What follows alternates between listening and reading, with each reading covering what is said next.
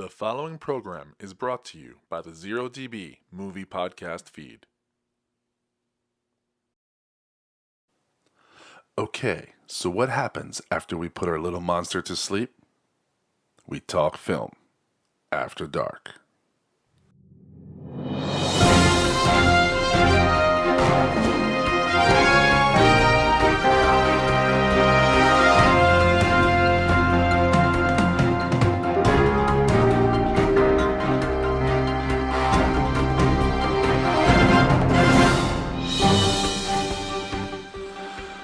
Good evening, 0DB Movie Podcast listeners, and welcome to episode 5 of After Dark, our after-hours movie podcast that we do after our little monster goes to sleep. Or at least we tried putting him to sleep, and then he just won't go to sleep. It was a battle today. It was a battle. I am your humble host, Gabriel Añel, and tonight with me is my other half in life and in this After Dark podcast. That is my co-host and lovely wife, Claudia. Good evening. Good evening. Welcome to the studio. Thank you. It's been a while. It has been a while. We've been going through our ups and downs of trying to get this together and make it happen. That's right. But, you know, little things like life happens. Too much. Too much life. Too much life. Right? So, I guess we can say Happy New Year still. Yes. You know, We're only in the beginning of February. we are into February now. We've survived the subarctic temperatures, or I guess for this one we could say the subantarctic temperatures. Yeah. It did snow all day today. We did have a snow day. We had a snow day. We had a snow day, so we are ready to. We're ready. We have a little cabin fever ourselves. Yeah. Kind of like the crew, the cast and crew of John Carpenter's The Thing from 1982. Yes. That is the movie we're going to be talking about tonight. And like usual, with all our 0DB podcasts, we're doing it hate-free. It's very hard to hate on this. I mean, You can have questions. yeah, there's questions and there's stuff like that. But I mean, I think the most I found online were just negative things. Like the 10 worst things about The Thing or like stuff like that. And like, I don't know, I keep watching this movie over and over and over and over and over and over again. And like, whatever. You can find little things, but like theater of the mind, you know, that's what I always go by is theater of the mind, you know. I was surprised to know that it didn't do well when it came out. Yeah, that's the weird thing. That was weird because I always thought of it as a classic. So when I finally saw it, I liked it and I thought, oh yeah, of course this is a classic. And then it was like, oh, this movie kind of bombed when it first came out. Yeah, it's weird. I mean, like, I don't know. I mean, I've never listed my top 10 movies of all times. I mean, this is probably definitely, I'd rattle it off in my top 10 though. Mm-hmm. If I really got into it, maybe top 5 or maybe top 5 of a certain genre or, you know, maybe definitely top 3 John Carpenter films, you know? Mm-hmm.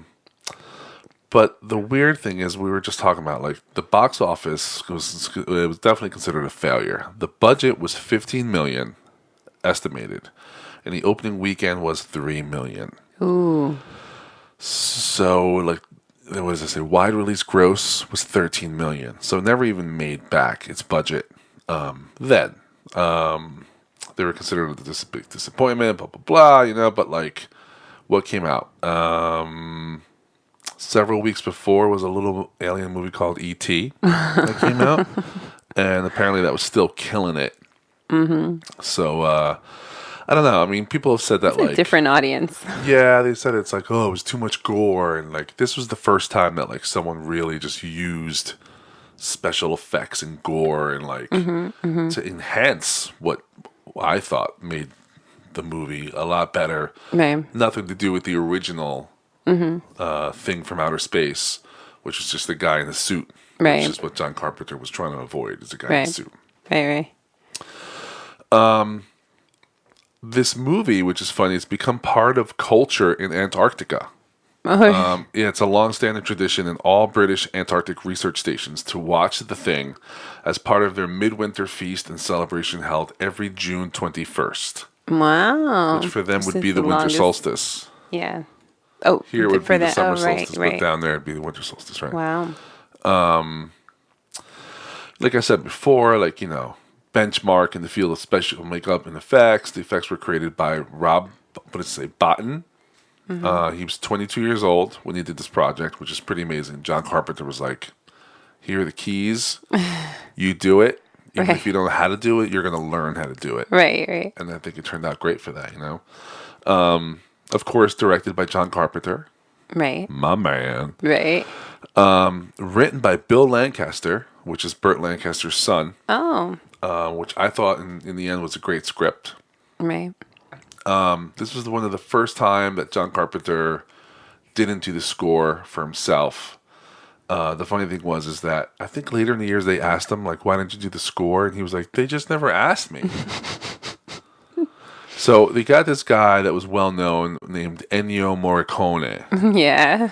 But the guy did the whole thing making it sound like John Carpenter, which I think was nominated for a Razzie for worst Really? soundtrack. But the thing is that, like, if you listen to the soundtrack of the movie without the movie, yeah, because it's just like, Right, right, and people were like, what is this crap, But with the movie, it's amazing, right. Makes sense. It makes sense. Before you saw this movie with me or whatever, do you know of it before ever watching it, or know even of it? I'd heard of it, and I knew that it was a classic horror movie, but I'd never seen it up until I guess last year we saw it together. And I remember my initial impression seeing it was, oh, more than a horror film. It felt like a suspense film to me. It felt Right. more like more about human relationships and just the idea of dealing with isolation and not being able to trust anybody or anything. That was what stood out to me, and I think that's why I related to the movie. I thought, oh wow, this is like good. It's not. In fact, I didn't even like the special effects didn't even register. I mean, sure, in the moment, some of them are pretty in your face. Yeah, so you're like, ooh, but especially now, it's like they're old and they're done in the old style, and they're kind of funny, kind of campy, like because nowadays you would do all of that with like CGI and it would look more realistic. And what you're seeing while watching the original 1982 film is just very campy looking. So none of that registered as like horror to me.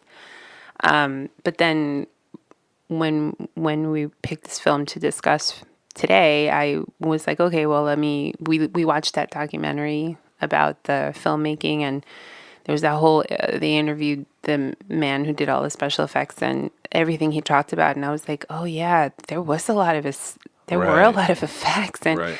he said how like he was just working nonstop and he even got exhausted and like had to go to the He hospital. was hospitalized for exhaustion, and they had to bring in another effects They company. brought in another effects company that talked about one of the scenes they did, which was the one with the dogs. The opening, the The first thing that we see effects with the dogs, where we scene. see what the thing is, and it was just just hearing that man from that company, and then the the special effects artists who did the rest, and like they're so proprietary of their work, which makes sense because they put a lot of work into it and a lot of imagination and creativity.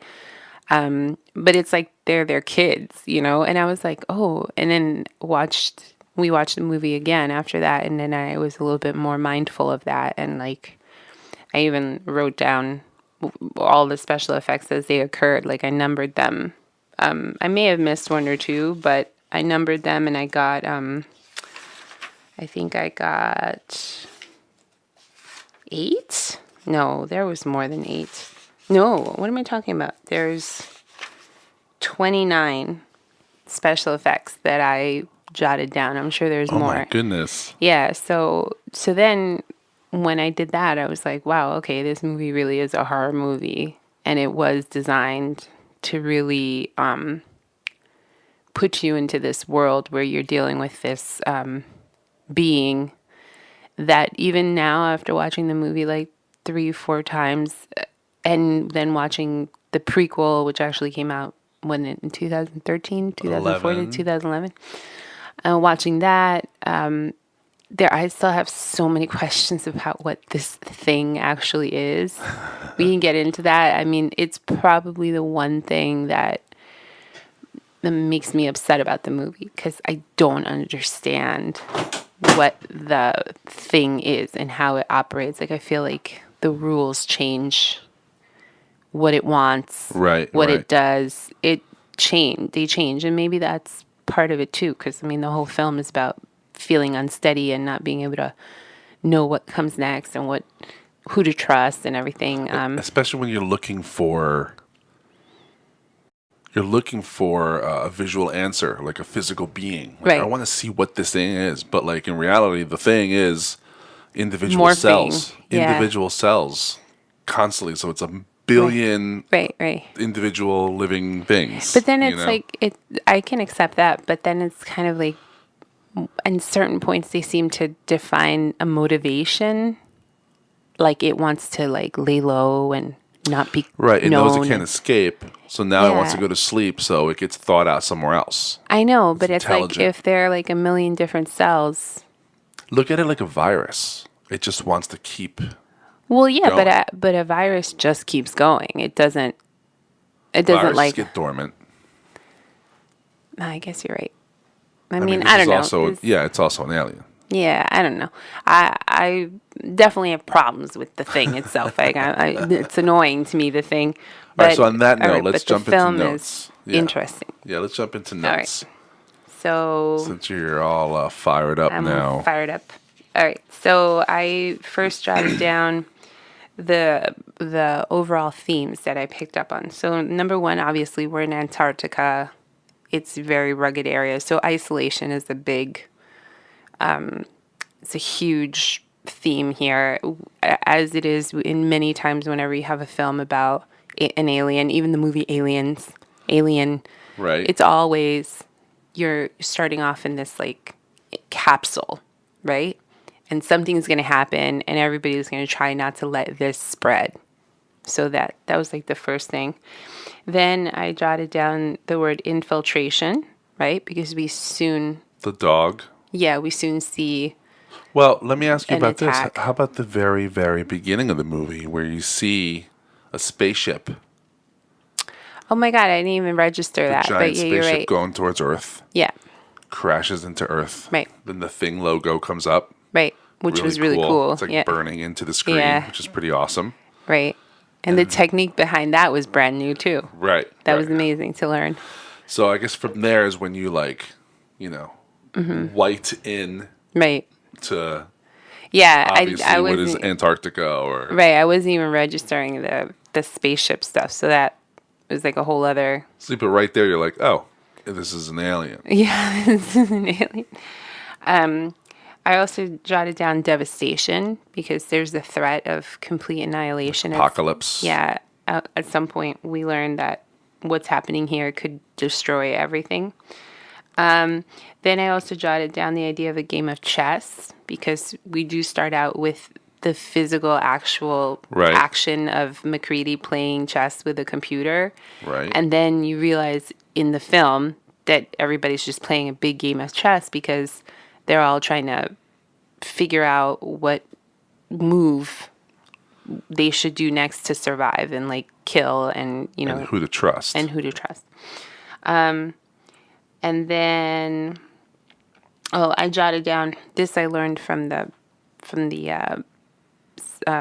documentary we watched about the film making process that Antarctica itself, the set, they didn't film in Antarctica. I don't remember where they filmed, but wherever they filmed, the set was really challenging. They said they had difficulties.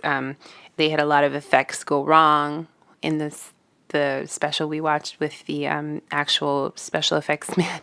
He said so many things went wrong. At one point, one of the biggest special effects he worked on for like a month went up in flames because they had, remember, I think it was the one. Right, the whole table and the model, the whole thing just blew up. Just went blew into up. flames. Yeah. And it was like, And he was like, oh, this is not good. it's going to take a long time. So, so all of that, there are a lot of raw elements in the actual filmmaking of the movie that I think translate well to the actual story, which is one of survival and being ruthless. And then, of course, the opening scene, the opening sequence with the dog. I mean, it's immediately gripping. Like you see this beautiful dog just running wildly across like acres of snow with a helicopter chasing it, shooting it. And you're like, who are these MFers trying to shoot this dog? Right. That's it. I'm done with this movie. Like, already, leave the dog alone. Right. I don't want anything to do with this.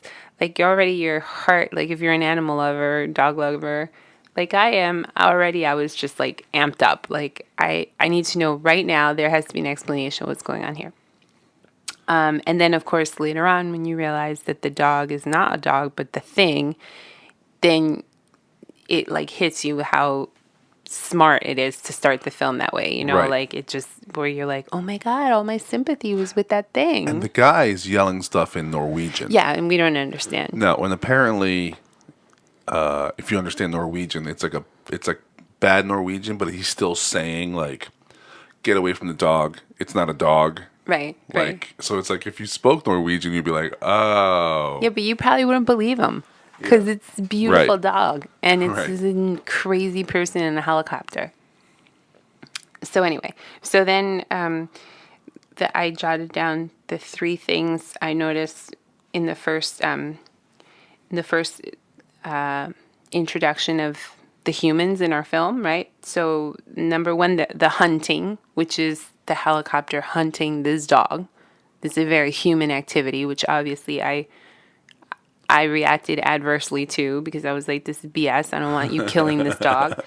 Number 2, they showed, I guess after all the action was over or whatever, they showed some of the characters playing ping pong, which is another very human activity, like leisure, relaxing, Right, like a game room they're in. Trying to have a connection with another person. Like this is probably like the least stressed out scene we're going to see in the entire movie. They don't spend a lot of time showing how these people are friends. Right. Like they don't bother telling you, oh yeah, and so is buddies with this guy and that guy. No, they're all there to do a job, and like the closest they get is to play ping pong. That's it. And then you have McCready playing chess with the machine, like I mentioned before. And that's just like the strategic thinking of the human. And like, obviously that's McCready is the one that survives, presumably.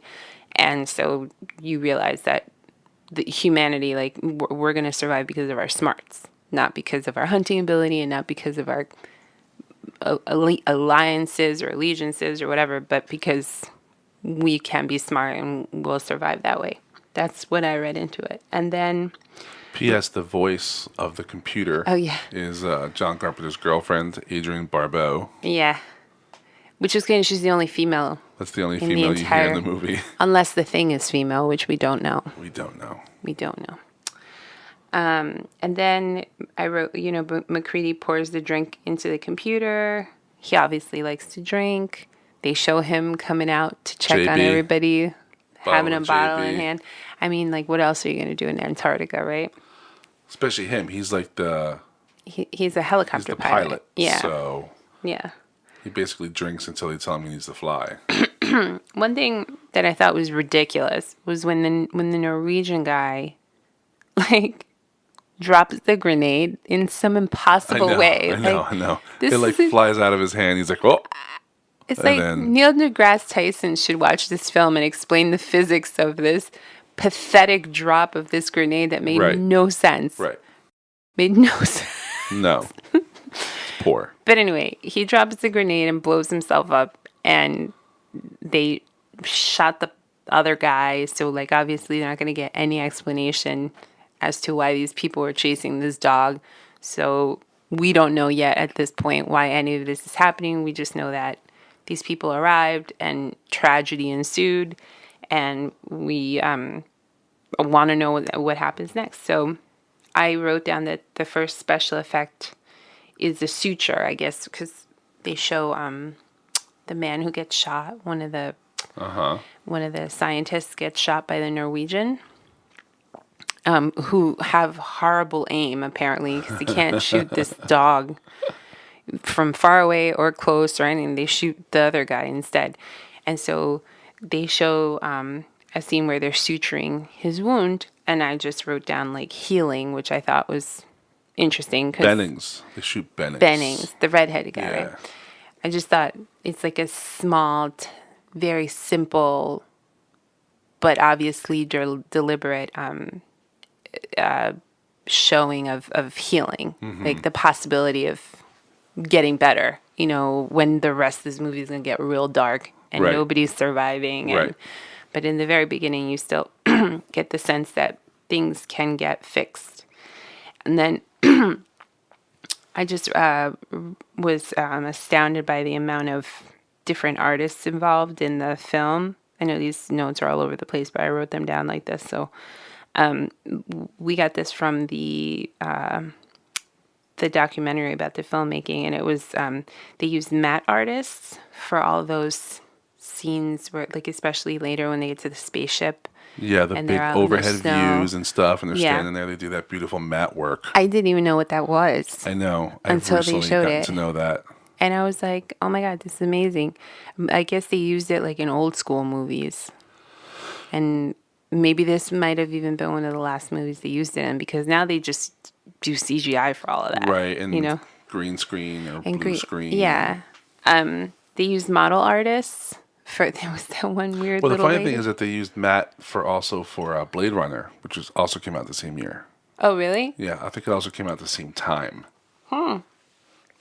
That wasn't that successful either, was it? No. When it first came out.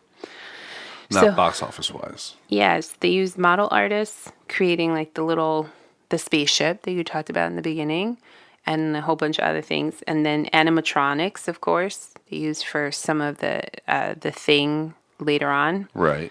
They used puppets for the thing, and then stop motion as well. Right. So there was just a lot of special effects being used in this movie, and like I said, the first time I saw the movie, I didn't even register any of it. That's good though, right? Yeah, I You guess. can watch something and not be aware of the effects, which means it has you deep into the movie. If That's the whole true. time you're like, oh my God, look at that effect. Yeah, I guess that is true, because there is such an overwhelming what's the word I'm looking for? It's overwhelming how much special effects work was done in the movie, but then at the same time, the themes of the movie don't get like overshadowed by the special effects. Right. Like there's still enough going on emotionally that you are still with the story, not just looking at. And it's nice to watch a movie and not be taken away by the special effects, but then watching some kind of behind the scenes. Right. That makes you really appreciate even more what you just saw. Right. It explains like all the work and planning and design that goes into these types of films. So that was cool. Then I wrote, the music to me was superstitious and ominous. I think that's what you meant before about the dong. Yeah, I know. Right. Had a very anxiety, dark, patience. Yeah, like it did. It had that sort of like tonal kind of weird. It almost didn't sound like music sometimes. Right. Just sound effects, whales and stuff. Yeah. Right. We had in the beginning a series of still shots, like establishing shots that like I said, showcased the isolation and the stillness of the Antarctica, the station where they were. It's very like static. There's nothing going on, nothing to see. And then I wrote Norwegian is the regular set. Oh, the Norwegian camp, right? This is just like trivia. So when they go to the Norwegian camp to find out what happened to these people, we we discover this set that's like a disaster, and then we found out through watching that documentary that part of the film was shot after the camp Right. set was destroyed in the filming of other scenes. Right. So it was sort of like a recycled, like you're seeing the same set but destroyed. Right. But now it's called the Norwegian camp, and like you can't tell because it went through such a change. So I thought that was kind of cool and smart for the filmmakers to do. That's when Mac and them go back to see what happened. Yeah. And they find like the dude, the suicide guy. the suicide guy with the blood frozen. He's my special effect number 2. Yeah. Suicide Man. Suicide Man. That's the Norwegian camp. Yes, that was a really cool effect with the frozen blood dripping. That was really cool. That was one of the first things I ever remember about that. Yeah, it was good. And then when we discover the frozen tomb, it's starting to explain that something large has escaped. You know, like when McCready It shows goes, the cutout of the block of ice. yeah, and he's like, "Look at this," and you're like, "What is that?" And you still have no idea that huge whatever is the dog. Like, you don't know. Right. Because now you think it's going to be like some huge beast. Right. You know? And so you're like, oh, we're looking for a big beast. And then later on, the reveal is that no, it was in this tiny little dog that everybody thought was so cute. So then the third special effect was the charred thing body that they recovered from the Norwegian camp. And then they brought... With was it the split face thing? Yeah, I think so. Yeah. And I mean, that freaking scientists, I don't know. I would have just left it there. I would have just been like, okay, we're out of here. Let's just go. But they bring it and they want to study it. And of course, they're going to find out what it is, and it's not going to be any fun. And at that point, I wrote the music has very melodramatic quality. It's almost like Psycho or The Maltese Falcon. Oh. I don't know. Maybe The Maltese Falcon is like sort of noir, you know, suspense. There's a little bit of noir in this film. It's dark. Mm-hmm. And using shadows. Yeah. And shadows are big time. Like when the dog walks into the room and there's a shadow of someone there. Yes. John Carpenter in particularly didn't use any of the cast members for the shadow. That way no one can figure out who it is. Mm-hmm. That's been hanging out with the dog, meaning who's probably been infected. Right. I know. It was kind of weird though, because I was like, who is that? Exactly. Maybe it's some miscellaneous crew member that nobody saw. Carpenter loves suspense. Right? And then I also wrote, then we have a bit of a Jaws theme when the camera pans and holds on the dog.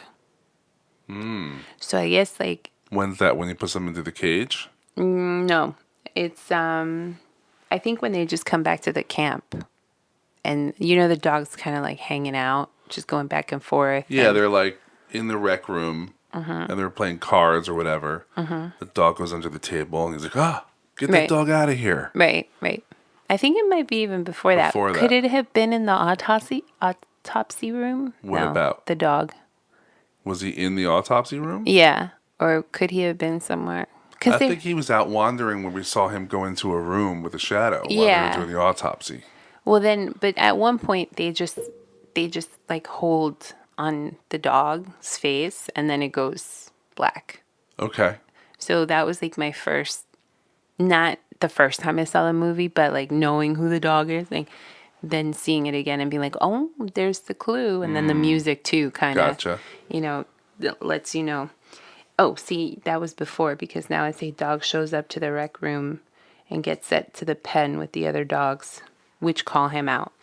And this is where I start to have a problem with the thing itself and what exactly it wants. I don't understand what it did in the dog pen. What was it doing? It was trying to be all of the dogs? Yeah, because it got threatened. So when it came in, all the dogs were like, you're not a dog. Right. So it freaked out, and what happens is it was trying to become a dog fully. It was a dog already. Yeah, and then from there, basically, like it like splits open and tries to get the other dogs to turn them.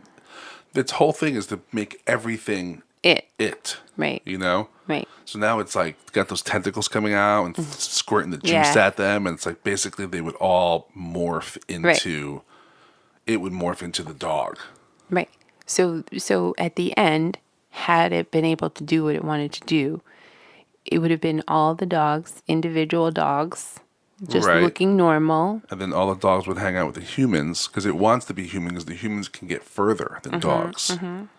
So it would hang out with the humans and infect the humans. So like they never give you a sense of how long it takes this thing to... It does. He tells you. Remember he said if it gets into population, it'll take... No. But I mean like for it to complete it. Because obviously in this scene, it gets caught trying to change because they walk in, and that's my number 4 special effect, which is molting out of the dog to absorb other dogs. So that's the 4th special effect. Is a big one, and obviously the rest of the characters encounter the thing in the middle of whatever it's doing, and so I'm thinking to myself, how long does it take it to complete this process? Like, was it going to take it an hour? Depends on the being, probably, right? And if it's left alone. I mean, I'm sure if that dog was never called out, right, it would just hang out as a dog until eventually it infected a human, right, or was brought to another human-populated area, right, disguised as a dog. You know? Yeah, I don't know. I mean, like in the moment watching the film, I accepted it, but then like watching it again and going back and being like, but I want to understand what it wants. Like I don't. It's just something that annoys me. So I'm not happy with that scene for that reason. But the special effects are cool, and you definitely get a sense, especially from the other dogs who are acting their little butts off, and they're so cute and they're so sad and they're trying to escape and they can't, and you're like, no. This is very gripping. It's very gripping. Right. The editing is very good. And then I wrote down number 5 for the special effects is advanced molting. There's a flower tongue thing. Right. And they torch it. Yeah. I mean, this is like this special effects guy. I mean, you said he was like 22 years old, but I mean, he had such imagination. Like, I mean, he didn't stop. Like, there was always something else. Like, he created something that was already weird. Right. Then he went and added something else. And I think that flower was like a bunch of dog tongues. It was made out of dog tongues, yeah. And dog teeth. Ew. Right? It's so gross.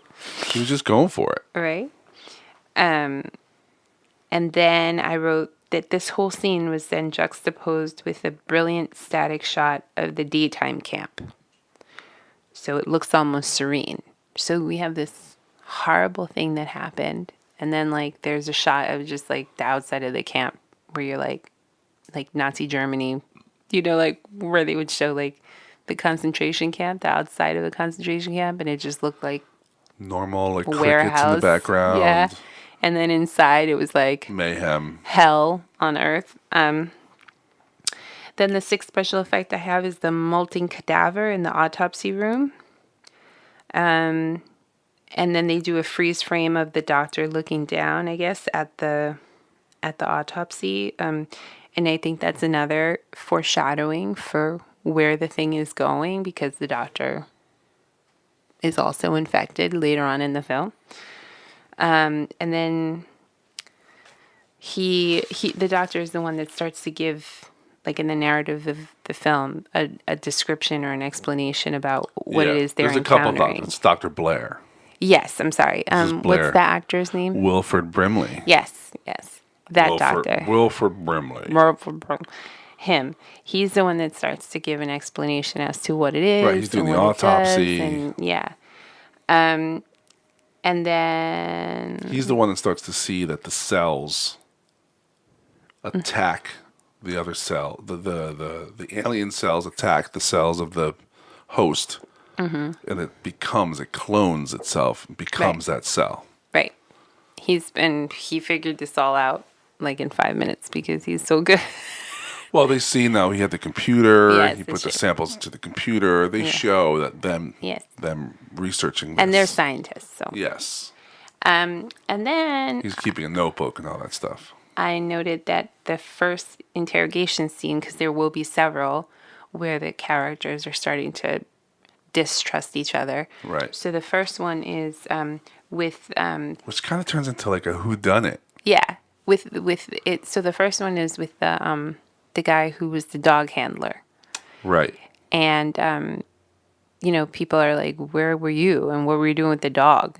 You know, Right. like, what is Well, that's Clark. Clark. Clark. Clark is the dog guy. Yeah, Richard like, Mazer. everybody's like, yeah, so what were you doing? You just let the dog run around, like you didn't even Right. whatever. Like they start to you're starting to see that this is going to be like a theme, where people aren't going to be trusting each other.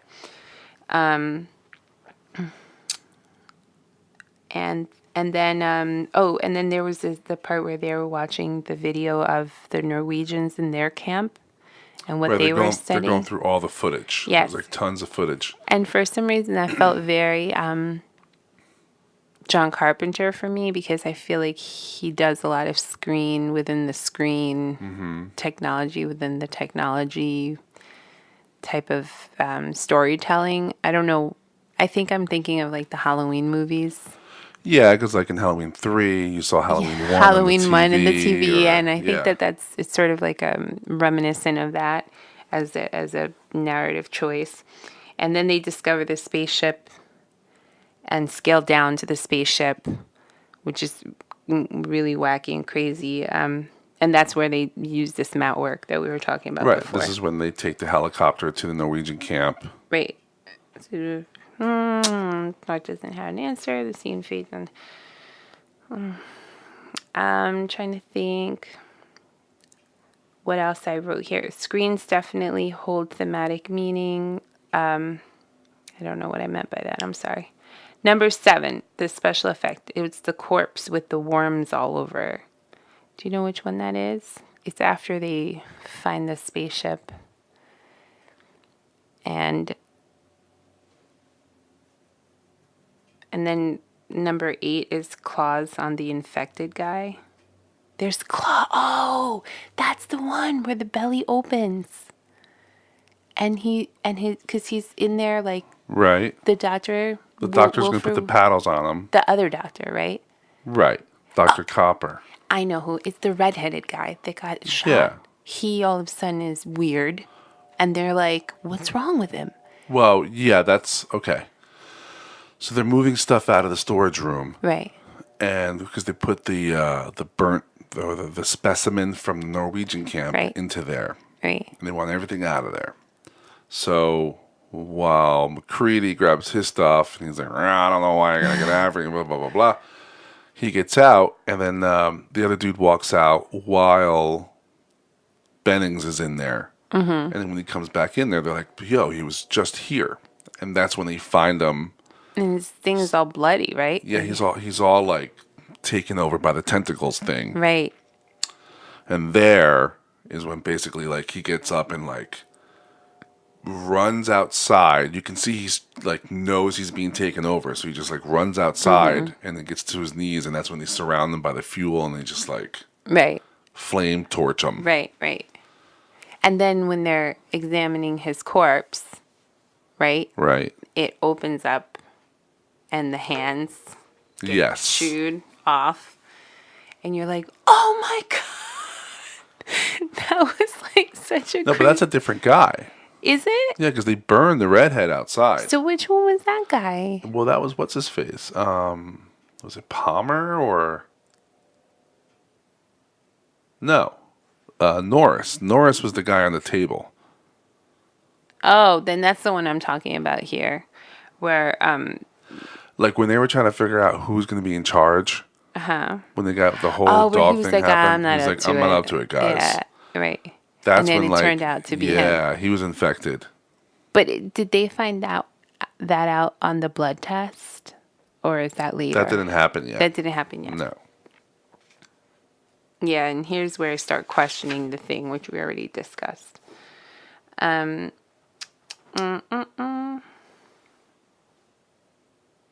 Okay, so here I'm talking about Blair's breakdown. So that's Wilford Brimley, right? Blair. Yeah, so basically, all right, so going back to the storage room, it's like the team decides to basically put the creature's remains in the storage room. The assistant biologist, Fuchs, asks to speak privately with Mac. That's when they Yes. go out to the helicopter. He tells Mac that he's been looking through the biologist Blair's notes and found that Blair believes the organism's cells are still alive and active. Blair has also theorized that the alien might have imitated 1,000 other life forms across space.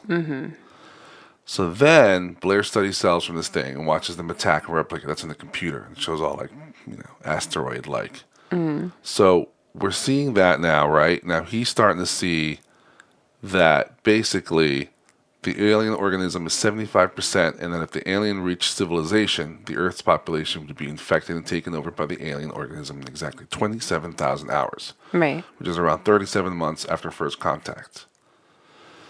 Now, we are at the point while Windows and Bennings prepare the room to store the remains recovered from the Norwegian base, right? This is what we just talked about. Yep. He comes back and they find him. He runs out to the snow. His transformation by the alien nearly complete, except for his hands, which are hideously large and those big, like, Yeah. what are they, like lobster claws or something? I know.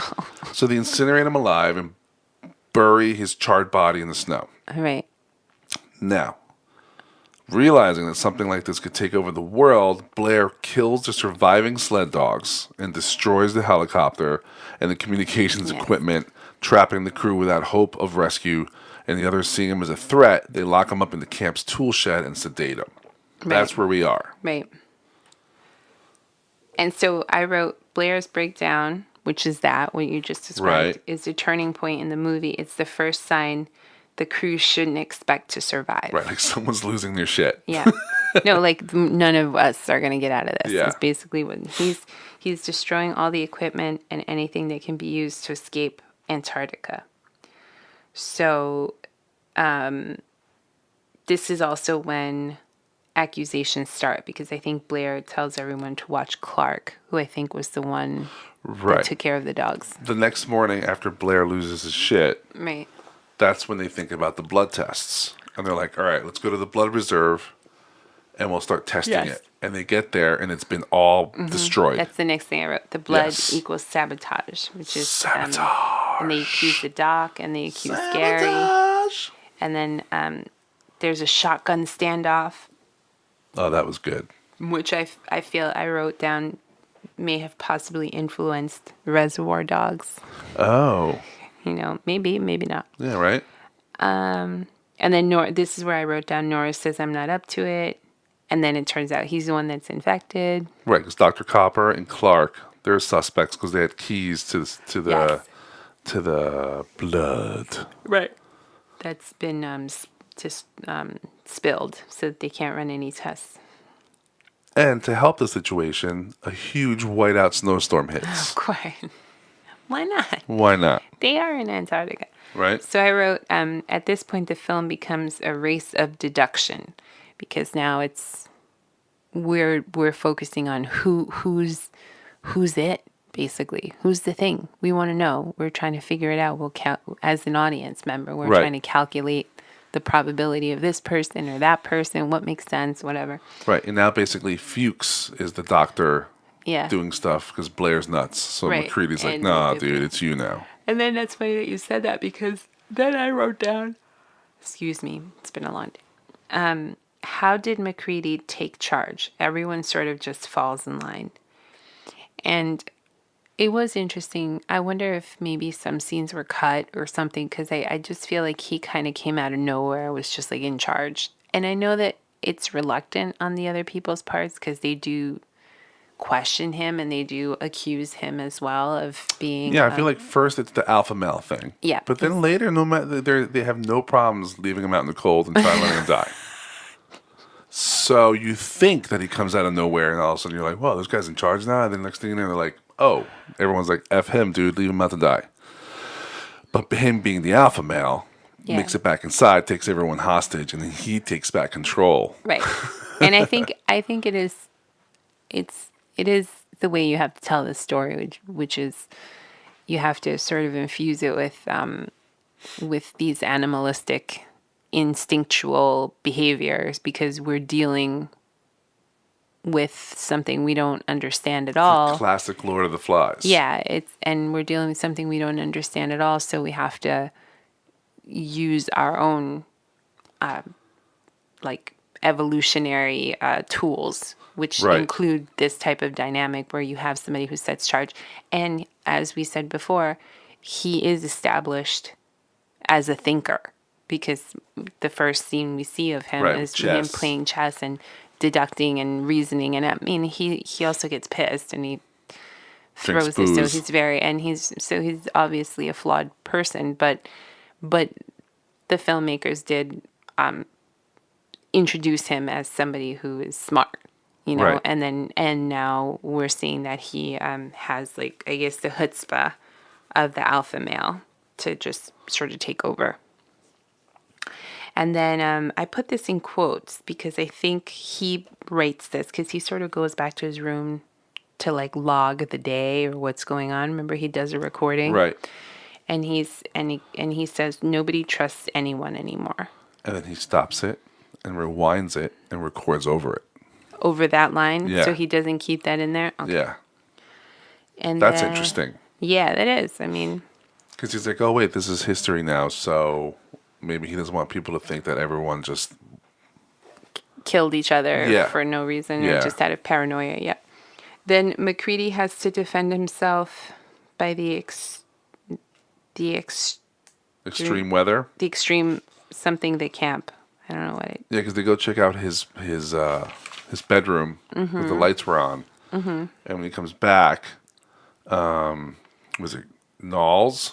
Like leaves him out there. He's like, "Yo, I think he's like one of them things. I lost him," and they were like, "He's like he cut the guideline." Yeah, and they were like, so he makes it back, and they're like, "Nobody could have survived that. Nobody can make it back with a guideline."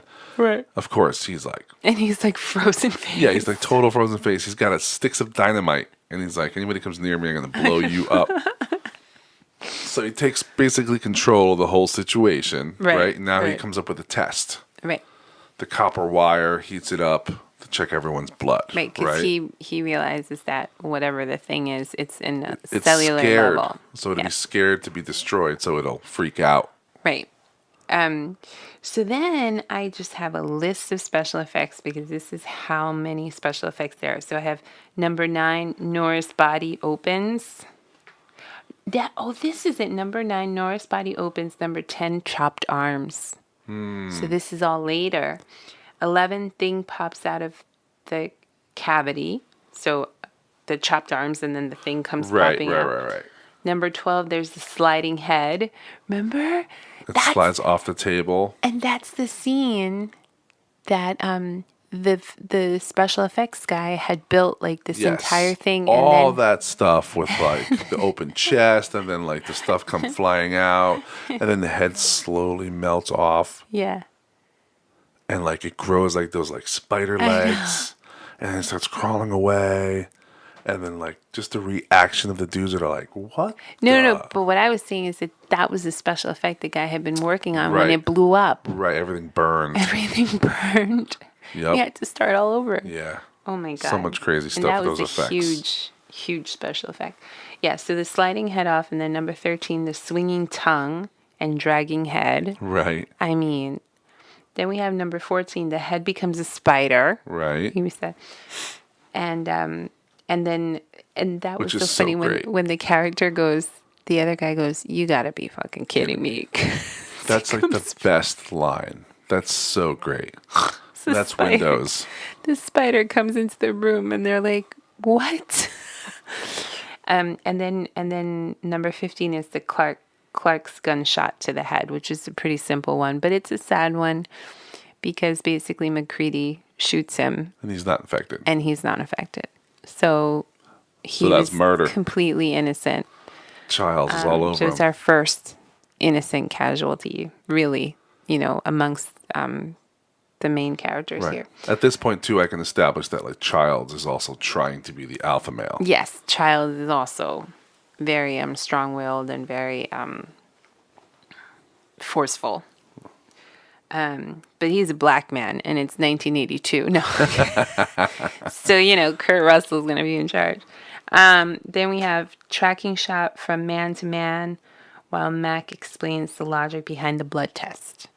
So we're showing like everybody's reactions to this blood test, and you see how worried they are and how like they don't know what to expect. And then number 16, I mean, I don't know if this counts as a special effect, but I wrote it down anyway. It's the slicing thumbs. Oh my God, it's so disturbing. Those little like slices in the thumb, like.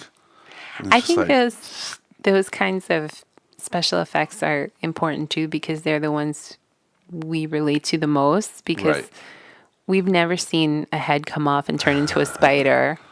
I mean, it's gross, but we don't have that visceral. But slicing your finger? But slicing your finger, you know what that is, and you know how it feels, and it's horrible. Terrible. So watching them do that just gives me the heebie-jeebies. And by the way, a little shout out to Gary during all this stuff. Big bushy eyebrowed Gary. Yeah. Because like he's constantly just like yelling and like, get me out of here. Yeah. He was the only one with a gun before, right? He's the one that shot the Norwegian in the head. He was the one that shot. He was the guy in charge of the whole thing. The security, right? Yeah. Then we have number 17, the special effect, which is the blood test creature. Right. So finally we see the blood test where he puts the heated copper thing. It's a jump scare. Yeah, and it just, this little thing just, and you're like, oh my God, what the fuck was that? And so immediately okay, this person's the thing. And then they like pan over to the guy and he's just like sitting there like. Isn't it Windows? And he's like. Was it Windows? Oh, was he already starting to shake? Yeah. I thought he just kind of had a dumb look on his face for a while. No, because as soon as the heated copper hit the blood, the infected is forewarned. Right. So now now it needs to get out. So then the next thing I wrote was the next special effect is him turning. Yeah. And his eyeballs? Yes, I wrote number 19, dude's face opens to eat windows. Oh, that's right. Oh my God. His like mouth just like his jaw like drops open and like he picks him up and tries to swallow him. I know. Oh, that's so good. So it's not Windows. It's the other guy who didn't want to be in charge. The one who said, "I'm not up to it." I think. No, he's dead. The cavity open. Yeah, that's right. That's right. Okay, so then the thing number 20 is the thing on fire, because I guess he light fire to it. Right. And then all those books. And then number 21 is windows burning, because they had to kill him too. Right. Right.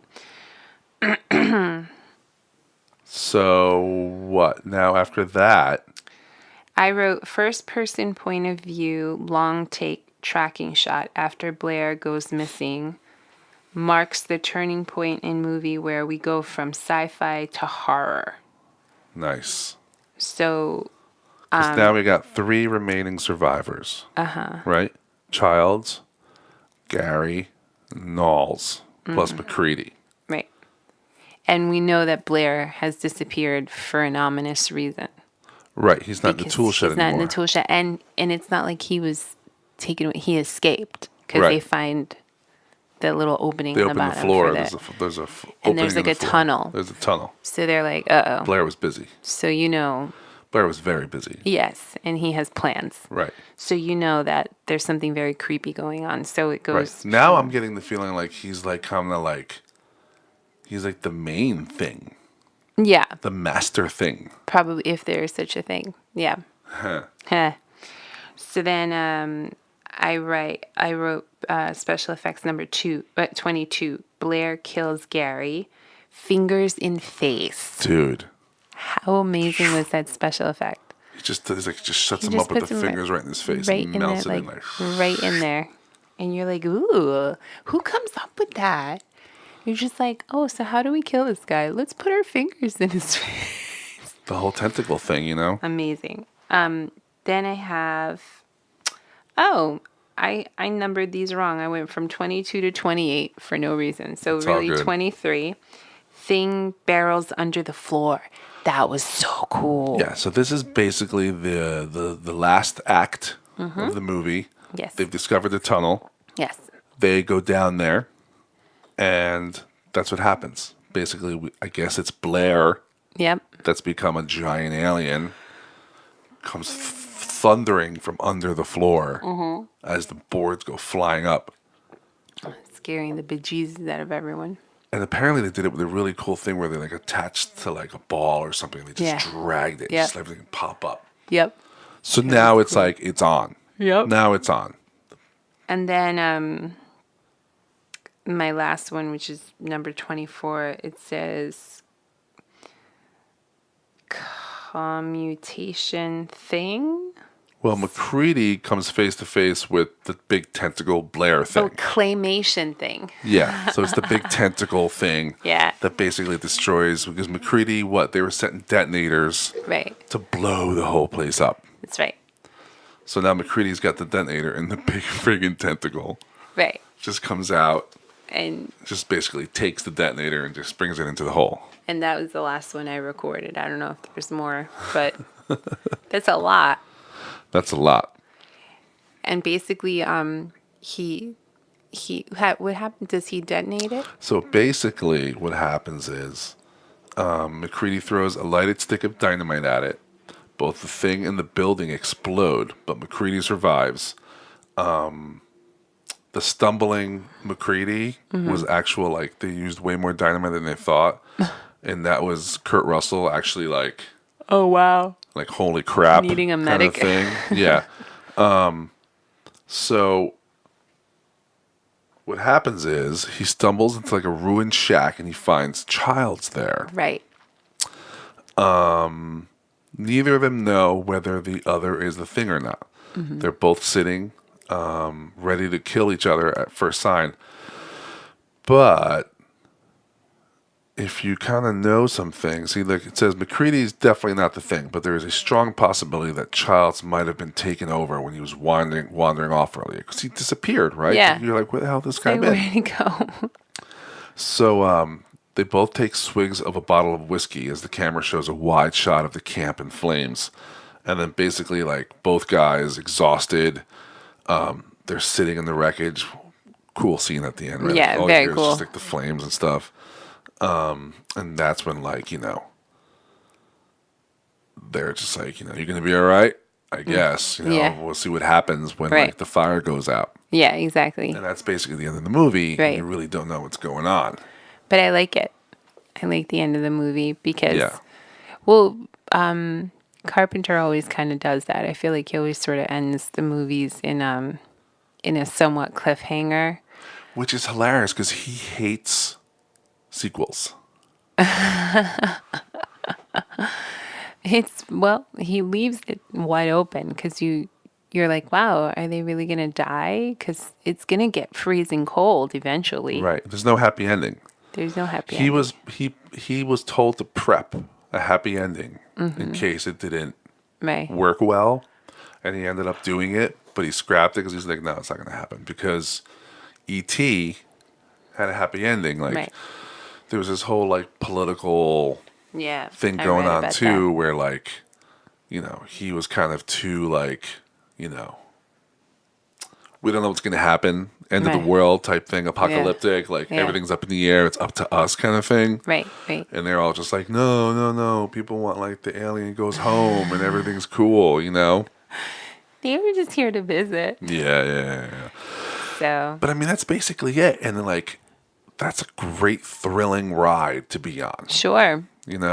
Because it's a finite area, right? You're not like flying all over the world or whatever. It's like this is the camp and that everything. I like it when movies are like that or when stories are like that where everything is contained. Right. I feel like it makes people more creative because they have to work within certain parameters. Right. And for the storytelling, I think it worked because you feel like at points of the movie like it's like a pot that's boiling over because they are where they are and they're in the situation that they're in and they're just trying to figure it out, but it's like too There's no outside help. insane to Right. figure. You can't really figure it out because it keeps changing. And then the ending is really the only ending you can have, which is there is no explanation here. There's no this situation is dire. Right. We set it up. We showed you everything. How could they like turn it around and be like, oh, but it's okay? Right. I mean, we saw Apparently like they a wanted, head like, turn into a spider. Yeah, they wanted to like a rescue crew to show up and like. Yeah, but I mean, who's to say that those people aren't the thing? Or like, no matter what, Exactly. you've already been living in this world of like, we don't know what's Right. next and who's next, and you're not easily gonna just come out of it, like, Right. you know. Which brings me to what happened after this movie. So basically, what happened after this movie were two things that happened. There was a sequel that happened through a video game in 2002, where apparently Childs, I guess, dies eventually, and Mac is rescued. Okay. And the video game is that I think when they come rescue Mac, they still have to kill the thing. So that's a cool video game, you know? Yeah. So John Carpenter said, yeah, that's cool. I'll consider that canon. You know, Right. like he thought that was cool. Yeah. And what happened Poor after child. that? No, poor Childs. But he was never infected. No. You know, Oh, that's apparently, I think he just died of like either Cold. starvation or cold. Yeah. Yeah. And the other cool thing happened in 2011, which was a prequel, Yes. also called The Thing. We're not going to go crazy on that. But what's cool about that movie is that we learn all the origin stuff. Yeah. So now that you watch it and you can go back and watch the other thing, you'll see that in The Thing from 2011, it explains how it can't replicate inanimate, Yeah, like metal. non-biological objects like Right. metal. Right. So when Blair is finally not Blair anymore, he doesn't have his glasses. In the end, with Childs and McCready, Right. Childs has an earring. Right. Right. So you know he's not the Thing, you know? Right. Right. So that's cool to go back and you'd be like, oh, wow, like... That is cool. Now you know. Yeah. And like they were doing it without ever telling you. Maybe there were scenes where it told that, but they never used it or something. I haven't heard of that. Because, I mean, when Blair was the Thing, he didn't have his glasses on. Right. Which must have been a conscious choice. Yeah, you So- know? So I thought that was very cool. Maybe they also thought of it as like, well, the Thing doesn't need glasses, so I don't know. Right. But yeah, I mean the movie itself was very good. It's very thought provoking and it's kind of a wild ride, and I enjoyed it. And again, I was surprised to find out that it didn't do well. Bad Time, Bad Place. I mean, and I just read it did get released the same exact day as Blade Runner. Oh, okay. And they were both, I guess, changing times. People didn't want to see that at the time, you know, or something. But like, I read an article about how the politics in the country were changing and people were trying to be more optimistic 'cause they had just come out of like the 70s where things were hard, and like with Carter, who like unfortunately they had like the gas out shortages and right, because all by this- 82 now we had Reagan. yeah, and so then but Reagan fostered this sort of like everything's okay kind of, you know, politic, you know, Right. where it was just, you know, be proud of your country and And whatever. everything will be fine. Yeah, and then movies like E.T. kind of capitalized on that turn of social awareness, sentiment. I mean, I don't think Spielberg was like trying to make a political movie with E.T., but it just sat well with Right. what the world, what the country wanted to feel better, wanted to feel good, wanted to have hope, and then you have a movie like The Thing, and it's so nihilistic, and it's so like everything is to hell. Right. We're not getting out of this, Hell in a handbag. you know, and That's people. why McCready's like, let's just blow this mother. Yeah, and so people, you know, they weren't as receptive because they wanted something lighter, I guess. Right. You know? But also very, like, people didn't want to look at it because I think it was very heroic. Because he was like, listen, we're going to go down with the ship. No one can survive. Yeah. We got to blow this. We can't, it's not about us anymore. We can't let this thing destroy the world. Right. Right. Which is Yeah. very cool, you know? Like, people love that later when they were doing all those other movies, right? Yeah. I mean. Independence Day and all that stuff. Like, Yeah. Well, that was in the 90s, so yeah, right? we had the hell was going on? The wars. Oh yeah, like Desert Storm, Desert all Storm. that fun stuff. Yeah. I think it's time. I think it's time. I think it's time for me to bring this 5th episode of After Dark to an end. Be sure to tune in next After Dark. We're going to be doing something a little different, but we're going to be discussing what we always do is films we love and doing it hate-free, which is the best thing about it. Claudia, as always, thank you for being the other half of this podcast on the After Dark show here on the Zero DB podcast feed. I am your host, Gabe, and be sure to comment or ask questions at zerodbpodcast.com, or you can reach me on Twitter at zerodb23 or at zerodbpodcast on Facebook and Instagram. You can ask us questions there, make comments, whatever you feel, even suggestions for movies. Yeah, We'd love suggestions. to do that. Thanks for listening and watching, and you can catch these shows on Apple Podcasts, Stitcher, Podomatic, and YouTube. Don't forget to subscribe, and please feel free to reach out. We'd love to hear from you all, and thanks again, and see you next time, and good night to us, right? Good night. It's Good time night. for nonies. It's time for nonies. Okay, everybody. Good night. Thank you. Bye-bye.